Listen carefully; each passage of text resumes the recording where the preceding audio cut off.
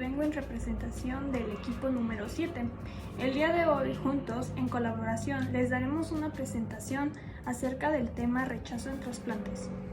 Pues bien, para iniciar este tema, lo que haré es darles una explicación de lo que es un trasplante y así puedan entrar en contexto.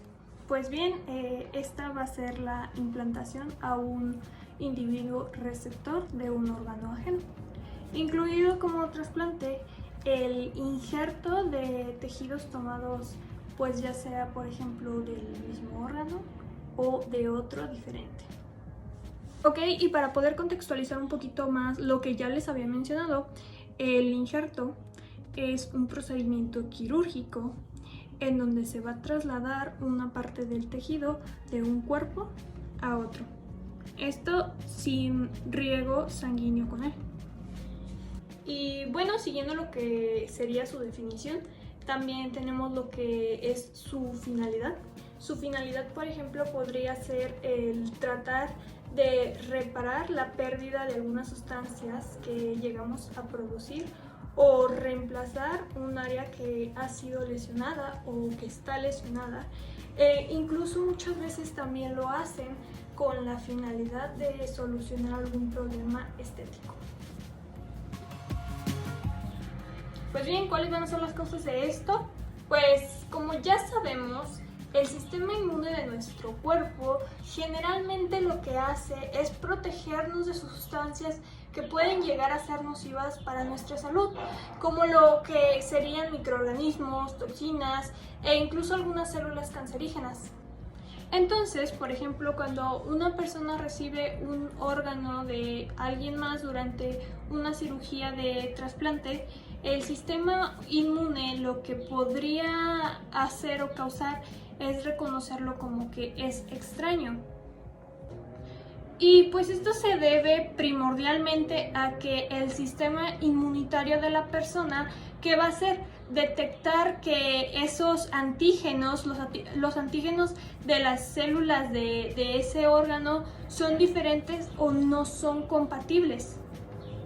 Pues bien, entonces, para finalizar, los órganos que no son compatibles o que no tienen una compatibilidad lo suficientemente cercana, ¿qué pueden desencadenar? Pueden desencadenar una reacción a una transfusión de sangre o bien un rechazo al trasplante. Bueno, finalmente, ya para concluir mi participación dentro de esta exposición, pues les mencionaré algunos de los síntomas que se presentan dentro de estos rechazos. El primero de ellos es la temperatura alta, aproximadamente de 100.5 grados Fahrenheit o incluso más alta de eso.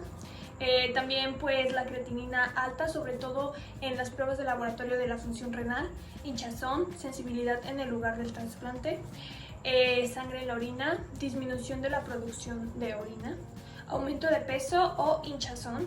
Los síntomas, por ejemplo, similares a la gripe, que sería como dolor de cabeza, dolores en general, escalofríos, náuseas o incluso vómito.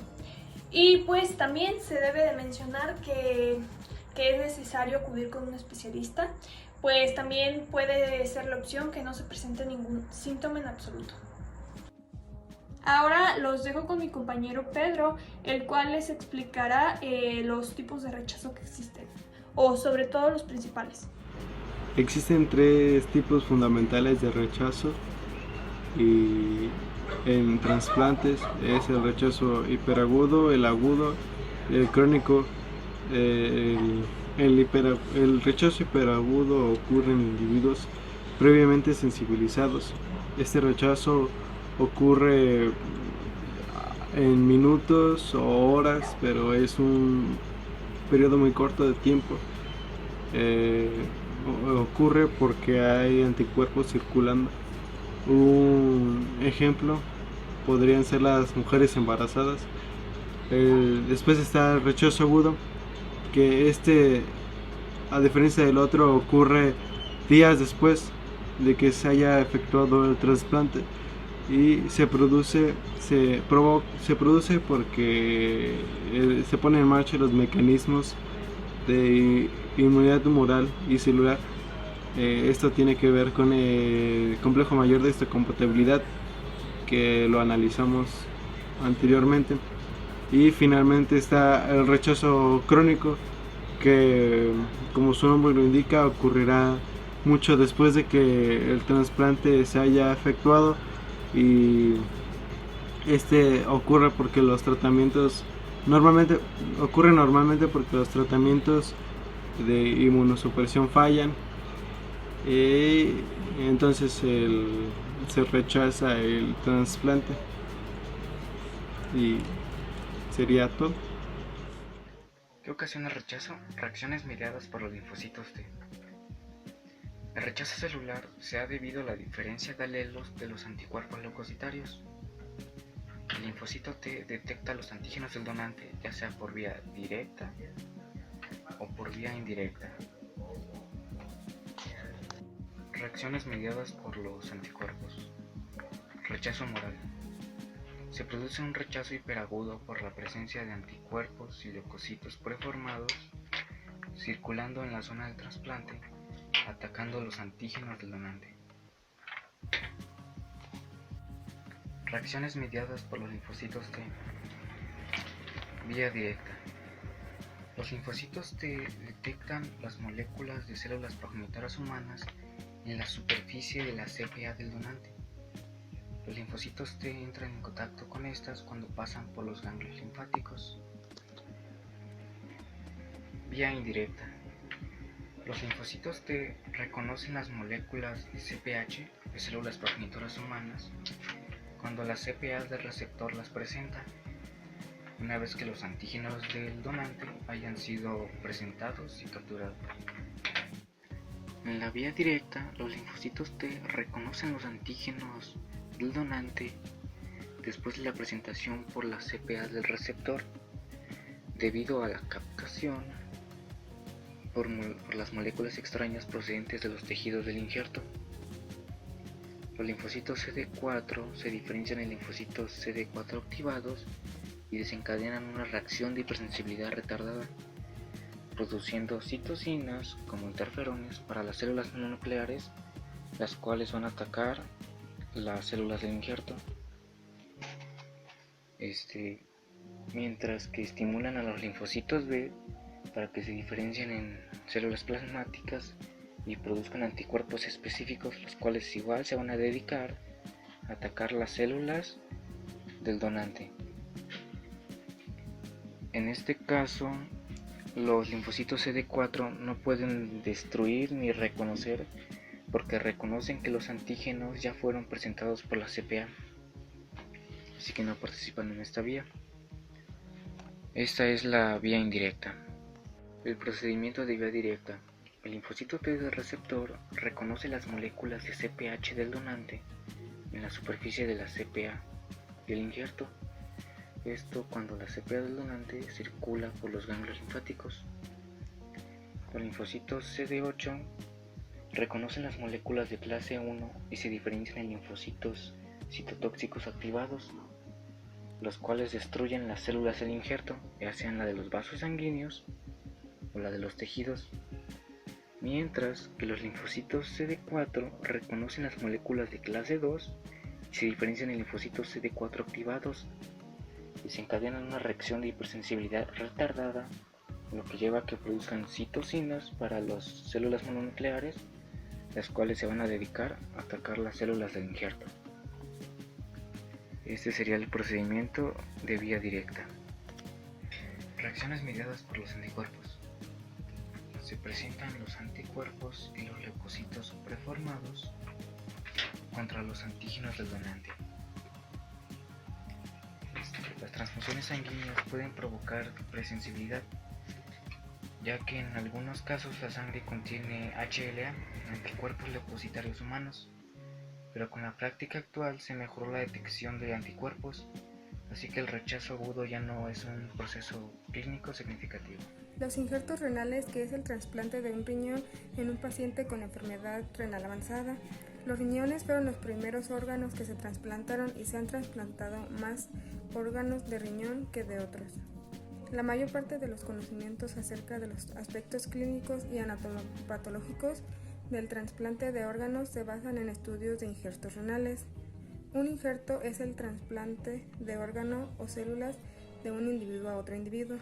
Así, la morfología puede indicar la reacción de rechazo. Síntomas generales. La función del órgano puede comenzar a disminuir, molestia generalizada, indisposición o sensación de enfermedad. Dolor o inflamación en la zona del órgano. Fiebre, síntomas pseudogripales, escalofríos, dolores musculares, náuseas, tos y dificultad respiratoria. El diagnóstico.